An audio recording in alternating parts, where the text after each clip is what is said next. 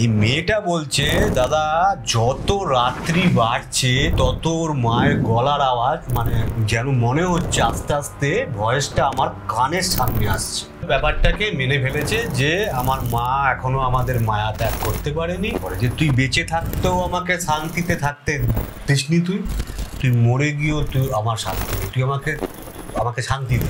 অশরীরী কথার আরও একটি নতুন এপিসোডে আপনাদের সকলকে স্বাগত।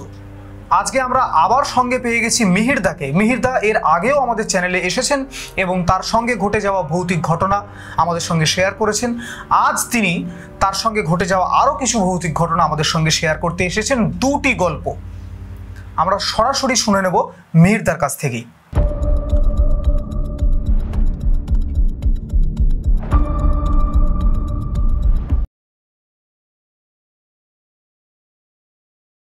মেয়েটা সরাসরি তুমি আমাদের দর্শককে বলো তোমার সঙ্গে কি ঘটেছিল। ঠিক একদম ঘটনাটা আমার সাথে ঘটেনি, ঘটনাটা ঘটেছিল আমার এক বন্ধু আমার বাড়ির পাশেই থাকে। আমার বাড়ি থেকে অনেকটা দূরেই, প্রায় তার পাশে একটি ছেলে থাকে। তাদের আর্থিক অবস্থা খুব একটা বিশাল কিছু না। ছেলেটি মাছ টাছ ধরে, মাছ টাছ বিক্রি করে, ওই মাছ বিক্রি করে তার সংসার চলে। তার একটা বাচ্চা মেয়েও আছে, একটা ছেলেও আছে, তার ঘরে তার বুড়ি মা আছে, খুব বয়স্ক না, অল্প, মানে তার মায়ের বয়স মানে মোটামুটি 52-54 বছর বয়স তার মায়ের। আর তার স্ত্রী, তার ছেলেটি এরকম একটু ড্রিঙ্কও করে আর কি, মানে ড্রিঙ্কের অভ্যাসও আছে তার। তো ওকে কেউ একজন বলেছিল যে তুমি যদি কোনো হ্যাঙ্গিং লোকের দড়ি বা গামছা, হ্যাঙ্গিং লোক বলতে মানে যিনি গলায় দড়ি দেয় আর কি, আচ্ছা আচ্ছা আচ্ছা আচ্ছা, সে মহিলা হোক বা সে পুরুষ হোক, সেই তুমি দড়ি যদি তোমার পকেটে রাখতে পারো তুমি প্রচুর মাছ ধরতে পারো। আচ্ছা,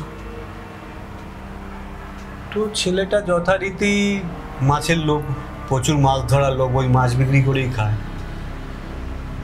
তো ইন দ্য টাইম, এটা লকডাউনের সময়ের ঘটনা, 2020 ইন দ্য টাইম যখন আমফান হয়েছিল, তোমার মনে আছে? আমফানের সময় ঘটনা সেরকম। আমফানের সময়, ঠিক আমফানের 2 দিন পরে কি 1 দিন পরের ঘটনা এটা। আমার তো হয়ে গেল প্রায় 4 বছর, আমার পুরোটা স্মৃতিতে নেই। একটি মেয়ে ওদের পাড়ার এরকম গলায় দড়ি দিয়ে আত্মহত্যা করে। তো ওই সময় তুমি একটা জিনিস খেয়াল করেছিলে যে তোমার প্রশাসনের দিকে লোকজন খুব কম ছিল না, থানার পুলিশ টুলিশ। যখন পুলিশ ওদের বাড়িতে পৌঁছায়, ওই মেয়েটার বাড়িতে, তখন পুলিশ বলে যে কেউ যদি এই লাশটাকে নামিয়ে দেয় তাকে আমরা কিছু পয়সা করি গিফট করবো।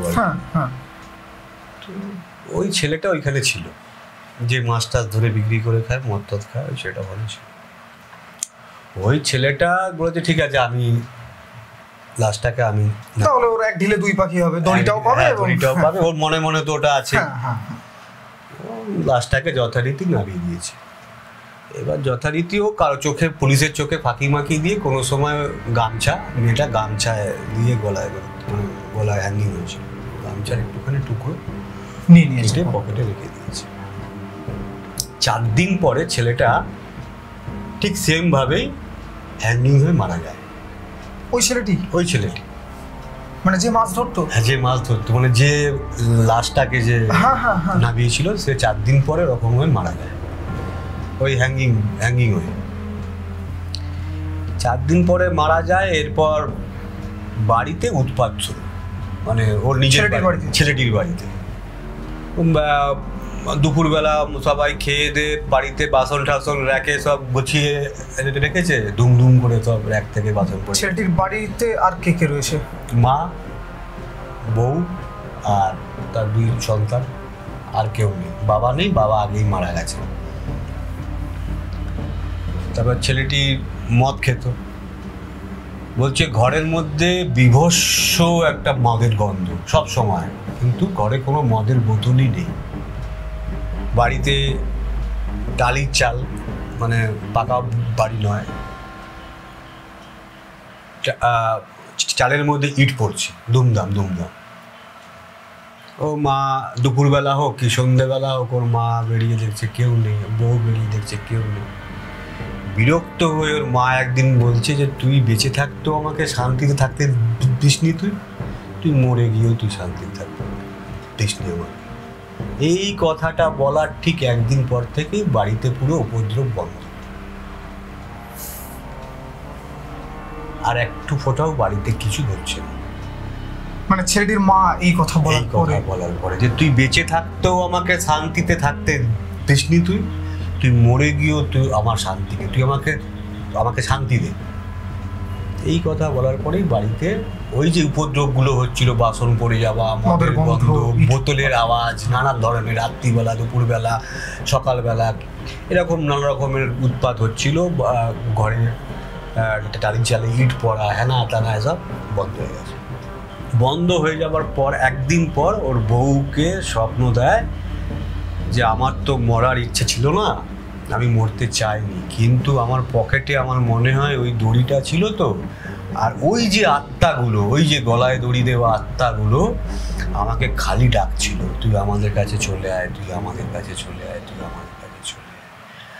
আমি সেই তুমি যখন, আর যেদিনকে ঘটনাটি ঘটে, মানে ছেলেটি যেদিনকে ঘটনাটি ঘটায় বাড়িতে, সেদিনকে বাড়িতে না ছিল ওর মা, না ছিল ওর বউ, না ছিল ওর বাচ্চা। বৃষ্টির জন্য ছেলেটা বাড়িতে জল মানে হয়েছিল আমফানে, ওরা একটা অন্য জায়গায় ছিল, খালি ওই একমাত্র বাড়িতে ছিল। ঘটনাটি ঘটিয়ে এই হচ্ছে ঘটনা। একটি সাংঘাতিক ঘটনা আমরা মিহিরদার কাছে শুনলাম। এই ঘটনার হয়তো অনেক রকম ব্যাখ্যা থাকতে পারে, আবার নাও থাকতে পারে, কিন্তু ভূতের অভিমান, মা অভিমান করে কোনো কথা বলার পরে অত্যাচার বন্ধ বাড়িতে। ছেলেটির অবর্তমানে তার বাড়িতে ঘটে যাচ্ছে ভৌতিক ঘটনা, সারা ঘর ময় মদের গন্ধ, বাসন কোসন পড়ে যাওয়া, বোতলের আওয়াজ এবং টালির চালে ইট বা এই জাতীয় পাথর কিছু পড়ার শব্দ। আমার তো ভয় লাগবে যদি আমি সেই বাড়িতে থাকি। আপনাদের এই গল্পগুলো কেমন লাগছে আমাদেরকে অবশ্যই কমেন্টে জানান। ইতিমধ্যে আপনাদের অনেক রেসপন্স আমরা পেয়েছি এবং লাইক কমেন্টস আপনারা করছেন। এর সঙ্গে যদি আমাদের ভিডিওগুলো আপনারা শেয়ার করেন এবং একটু সাবস্ক্রাইব করে বেল আইকনটা টিপে রাখেন, তাহলে আমাদের এই গল্পগুলো যখনই টেলিকাস্ট হবে তার নোটিফিকেশনটা আপনাদের কাছে পৌঁছবে। ধন্যবাদ। আচ্ছা মিহিরদা, আরও একটা গল্প তুমি আমাকে বলছিলে, তো সেইটা তুমি যদি একটুখানি বলো। হ্যাঁ, আরেকটি ঘটনা, এটা আমি যেখানে সার্ভিস করি, চাকরি করি, তো ওইখানে একটি চায়ের দোকানে আমরা বিকালের দিকে চা খেতে যাই, আমিও যাই, আমারও অফিসের কলিগরাও যায়। তো ওই চায়ের দোকানের কাকিমার সাথে আমি একটুখানি এসব ভূত টুত নিয়ে একটুখানি মানে গল্প করা যায়। তো ওখানে একটি মেয়েও আসে এই চা খেতে। তো এরকম গল্প করতে করতে ওর একদিন একটা অভিজ্ঞতা, মানে ওর সাথে ঘটে যাওয়া ঘটনা ও আমাকে একদিন শেয়ার করে। বেশি দিন না, ঘটনাটা হচ্ছে তোমার আমাকে বলেছে ও মোটামুটি ধরে রাখো সপ্তাহ 3 আগে। আর ঘটনাটি ঘটেছিল 2018 সালে। আর ঘটনাটা হচ্ছে তোমার এনজিপির। আচ্ছা, এনজিপির ঘটনা, মানে নিউ জলপাইগুড়ি। এই মেয়েটি যে ঘটনাটা আমাকে বলেছে আর কি, তার সাথে ঘটে যাওয়া ঘটনা, ওকে আমি বলেছিলাম যে তুমি তোমার ঘটনা আমার এক বন্ধু আছে তার সামনে তুমি বললেন না, আমার একটু মানে ক্যামেরার সামনে একটুখানি আমার অসুবিধা হয়, অনেকেরই থাকে। তো আমি দাদা আমি এটা আমার হয়ে ক্যামেরার সামনে তুমি ঘটনাটা বলে দিও। আচ্ছা, ঘটনাটা এরকম হয়েছিল, এই মেয়েটা মানে যে এখানে চাটা খেতে আসেন মাঝে মাঝে, খুব কম, বেশি বয়স না মেয়েটার, 18-19 বছর বয়স হবে, ওই পাড়াতেই থাকে আর কি মেয়েটা। ওই পাড়াতে আরেকটিও মেয়ে থাকে, মানে ওরই একই ক্লাস মেয়েটা আর কি। আর ওই মেয়েটার বাড়ি হচ্ছে এনজিপিতে, মানে ওদের আদি বাড়ি আর কি। তো এই মেয়েটা ওর সাথে মাঝে মাঝে ওদের বাড়িতে আর কি যেত ঘুরতে যেত। বেশ এনজিপি সুন্দর জায়গা, তুমি জানো, গাছগাছরা পাহাড়ে ভর্তি। যখনই ছুটি পড়তো বা মানে ওরা প্রায় ক্লাস, যতদূর আমাকে বলেছে ওরা 5-6 থেকে ওরা ক্লাসমেট। তো এরকম হঠাৎ করে হয় কি যে মেয়েটার বাড়ি তোরা এনজিপিতে ঘুরতে যায়, ও ভালো কথা। আরেকটা হচ্ছে এই মেয়েটার মানে ওই মেয়েটার যে আর কি এনজিপিতে থাকে, ওর একটা ছোট বোনও আছে, ওর থেকে ছোট। তো মাটা যে আর কি এনজিপিতে যার বাড়ি আছে আর কি, ওর মাটার হঠাৎ করে ক্যান্সার ধরা পড়ে। ট্রিটমেন্ট চলতে থাকে কিন্তু খুব একটা রেসপন্স আসে না। পরবর্তীকালে মাটা মারা যায়। মারা যাওয়ার পরে মানে তারপরে এ আর যায়নি। আচ্ছা। এই বন্ধুটা তারপর আর যায়নি। অনেক দিন হয়ে গেছে। তখন এই যে বন্ধুটা যে এনজিপিতে তার বাড়ি আছে, একে বলে চল না, অনেকদিন তো তুই আমার বাড়িতে যাস না, তো তুই গিয়ে একটা সপ্তাহ আমার বাড়িতে থাকবি, আগেও তো তুই থাকতিস, বেশ আমার আনন্দ হতো, তো তুই চ। এই মাটা মরে যাওয়ার পরে বাচ্চা মেয়েটা আর এরা খুব শখ পায়। তো বাচ্চা মেয়েটা কী করতো, ওর মায়ের ফটো নিয়ে না, ওই তোমার আমরা যেমন দেখবে মরার ফটোতে অনেকে চন্দন টন্দন লাগায়, তো ওই বাচ্চা মেয়েটাও কী করতো, নিজের মায়ের ফটোতে চন্দন লাগাতো। ফোটা মা মারা গেছে, এটা আর কি মনের মধ্যে কষ্ট। কিন্তু সেকেন্ড টাইম কি ওর বাবা আরেকটা মানে বিয়েও করে। আচ্ছা আচ্ছা। তো যাই হোক, তো এবার এরা গেছে ঘুরতে। তো দুপুরবেলা যেদিনকে যায়, রাত্রিবেলা গিয়ে পৌঁছায়। পরদিন দুপুরবেলা চান ঠান করে ওই কী করেছে, তোমার উঠানের মধ্যে দাঁড়িয়ে চুল ঝাড়ছে। তো চুল ঝাড়তে ঝাড়তে ওর হঠাৎ একটা বাঁশ বনের দিকে চোখ যায়। বাঁশ বনের মানে ওর বাড়ির যে উঠান থেকে কিছুটা দূর আর কি। তো ওর মনে হচ্ছে যে ওই যে ভদ্রমহিলা মারা গেছে আর কি, তাকে উনি দেখতে পাচ্ছেন, মানে বান্ধবীর মাকে। হ্যাঁ। আর পাশে একটা অনেক দূরে একটা মা কালীর মন্দিরও আছে, মানে ওই ওর বাড়ি থেকে ওই বাঁশঝাড়ে। আর বাঁশঝাড়ের যে তোমার পাতা দেখবে সবসময় হাওয়াতে নড়ে, তো মা কালীর মুখটাও দেখতে পাচ্ছে না ঠিক করে, কিন্তু ওর মনে হচ্ছে ওই মন্দিরের পাশে ওর মা মনে হয় দাঁড়িয়ে আছে। তা ও সেটা গ্রাহ্য করেনি, ও যে এত দূরে কেউ একজন হবে, যাই হোক, ও অত মাথা লাগায়, মাথা না লাগিয়ে যথারীতি সন্ধে হয়েছে, খাওয়া দাওয়া করেছে, একটা রুমে দুই বন্ধু মিলে শুয়ে পড়ছে। এবার যার বাড়িতে গেছে আর কি, সে তোমার কি বলে একটু বেশ ঘুম কাতুরে, এর বন্ধুটা আগে থেকে মোটামুটি 12টা সাড়ে 12টা বাজে ঘুমিয়ে পড়েছে। আর এই বন্ধুটা মানে যে ওর সাথে যায়, তার একটু আবার মোবাইল, এখনকার ছেলেদের যা মেয়েদের অভ্যাস, একটু মোবাইল ঘাটা অভ্যাস, শুয়ে শুয়ে মোবাইল ঘাটছে। আর এনজিপির দিকে রাত্রিবেলার দিকে বেশ ঠান্ডা ঠান্ডা হাওয়া আছে, কিন্তু আমি মানে ওখানে একদিন গিয়ে দুদিন গিয়ে থেকেছি, তো মানে ওই যে জায়গাতে আর কি, আমি এনজিপিতে হোটেলে থেকেছি, আমি কারো বাড়িতে নয়, মানে কাজের সূত্রে আর কি। এটা বেশ রাত্রিবেলার ওখানকার ওয়েদার খুব সুন্দর, স্বাভাবিক। ও শুনতে পাচ্ছে, মেয়েটার নাম হচ্ছে রিম্পা। আচ্ছা। ওর বান্ধবীটার নাম রিম্পা। আচ্ছা। ওই মেয়েটা শুনতে পাচ্ছে ওর বান্ধবীর মায়ের গলার ডাক, এই রিম্পা, এই রিম্পা। এই ভাবছে কাকিমা কোত্থেকে আসবে, কাকিমা তো নেই, কাকিমা তো মারা গেছেন।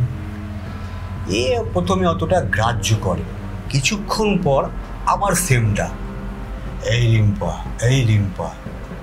তখন একটু মাথায় আমার গা দেখো কাটা আছে, তো একটুখানি তোমার মাথাতে শটকা লেগেছে, ব্যাপারটা কিছু একটা সামথিংস রং। কি করছে, যে ওর বন্ধু পাশে ঘুমাচ্ছিল, ওকে অনেক ঠেলছে ওঠানোর জন্য, এই তো মরার মতো ঘুমাচ্ছে, মানুষ যেমন বেহুশে ঘুমায় আর কি, ঘুমাচ্ছে। এই মেয়েটা বলছে, দাদা যত রাত্রি বাড়ছে তত ওর মায়ের গলার আওয়াজ, মানে যেন মনে হচ্ছে আস্তে আস্তে ভয়েসটা আমার কানের সামনে আসছে, মানে মানে সাউন্ডটা কানের সামনে আসছে। একটা সময় গিয়ে এই মেয়েটা বলছে আমি লাস্টে আর ওকে ডেকে ডেকে যখন সারা পাইনি তখন আমার পা হাত ঠান্ডা হয়ে গেছে ওই আওয়াজটা শুনে, যে কাকিমার আওয়াজ কোত্থেকে আসবে, কাকিমা তো নেই। সেটাই, কারণ আমি কাকিমার আওয়াজ ভালো করে জানি বা শুনেছি, এতবার এসছি বাড়িতে। তো মেয়েটা আর লাস্ট পর্যন্ত মানে ওই চাদর ছিল ঘরে, চাদর মুড়ি দিয়ে কোনো রকমের রাত্রিটা ওখানে কাটিয়েছে। কাটানোর পর সকাল হয়েছে, সকাল হওয়ার পর মেয়েটাকে মানে রিম্পা বলে যে মেয়েটা, ওর যে বান্ধবী, ওকে ঘটনাটা বলে। তখন রিম্পার যে বান্ধবী সে বলছে এইটা আমাদের বাড়িতে প্রায়শই হয়, আমরা শুনি, কিন্তু আমরা কোনো এই নিয়ে মাথা ব্যথাই করি না, আমার মা আমাদেরকে ডাকে, আমরা জানি।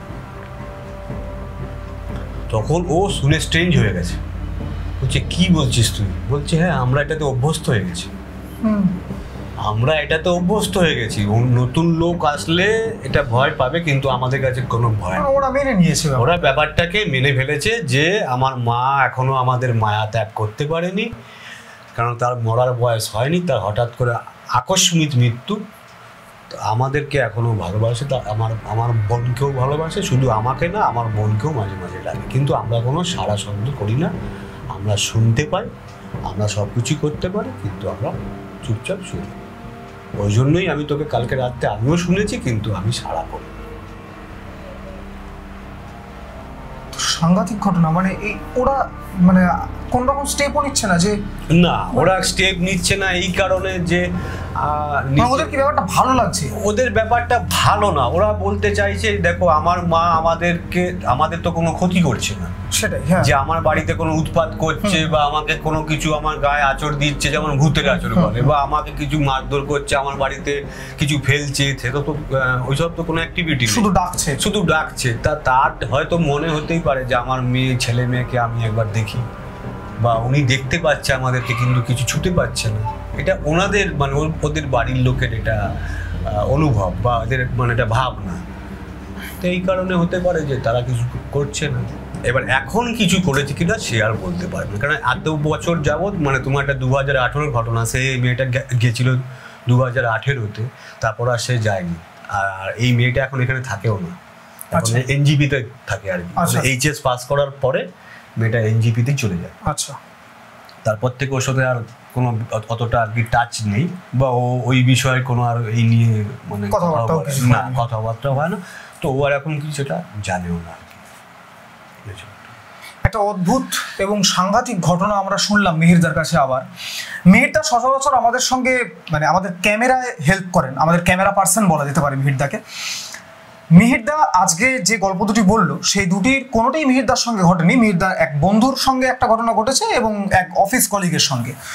অফিস কলিগ না, অ্যাকচুয়ালি ওই মেয়েটি ওই পাড়াতেই থাকে, ওই চায়ের দোকানে মাঝে মাঝে চা খেতে আসে। তো এরকম আসতে যেতে তার সাথে আমার পরিচয়। আচ্ছা, এবার সে আমাকে দাদা বলে, মানে চায়ের দোকানে যেমনটা হয়। হ্যাঁ, সে কথা বলতে বলতে আমাকে ঘটনাটা বলে। হ্যাঁ, তো যাই হোক, এরকম অনেকেই রয়েছেন যারা এরকম কিছু ঘটনার সাক্ষী, কিন্তু ক্যামেরার সামনে তারা আসতে লজ্জা পায় বা ক্যামেরার সামনে আসতে চায় না, বলতে চায় না, ইতস্তত বোধ করে।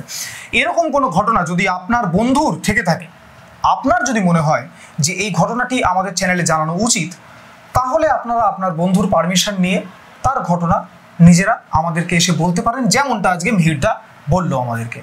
মিহিরদার সঙ্গে যে দুটো ঘটনার কথা মিহিরদা বললো, সে আবারও বলে রাখি, সেই দুটো ঘটনা কিন্তু মিহিরদার সঙ্গে ঘটেনি, এক মিহিরদার বন্ধুর সঙ্গে ঘটেছে এবং চায়ের দোকানে পরিচিত এক মহিলার সঙ্গে ঘটেছে। তো তাদের পারমিশন নিয়েই মিহিরদা আমাদের সঙ্গে এই গল্পটি কিন্তু শেয়ার করলেন। আমাদের চ্যানেলে টেলিকাস্ট হওয়া ঘটনাগুলো শুনতে আপনাদের কেমন লাগছে অবশ্যই কমেন্ট করে জানান, এবং লাইক, শেয়ার, সাবস্ক্রাইব করুন। আর আপনাদের সঙ্গেও যদি ঘটে থাকে কোনো ভৌতিক বা অলৌকিক ঘটনা, সেটা আমাদের স্ক্রিনে দেওয়া হোয়াটসঅ্যাপ নাম্বারে আমাদেরকে পাঠান অথবা জিমেল করুন। ধন্যবাদ।